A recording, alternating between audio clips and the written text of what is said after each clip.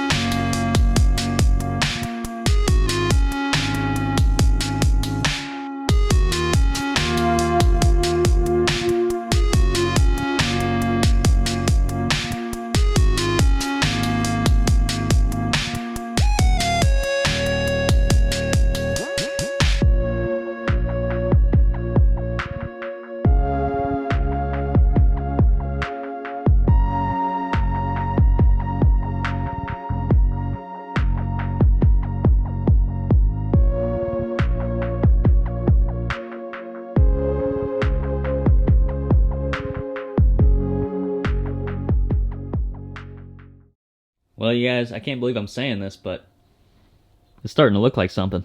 We got all of the studs up last night and everything is ready to go. It really couldn't have turned out any better. It's hard to tell on camera, but you can kind of get a look of how unlevel the barn actually is. But that's okay. Our wall is perfectly plumb, and I think it's time to put a vapor barrier up and get some metal on there. So let's clean things up and let's do it.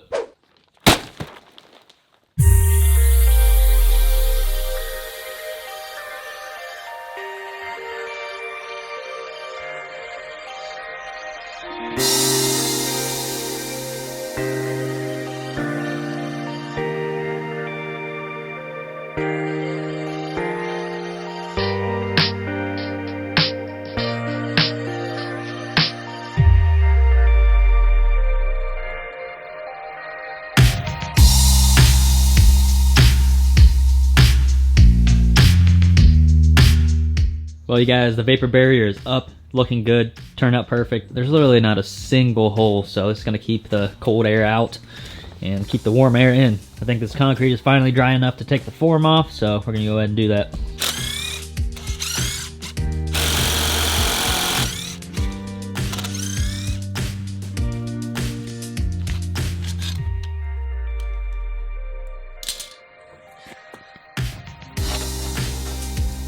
Definitely not dry yet, but it's getting there.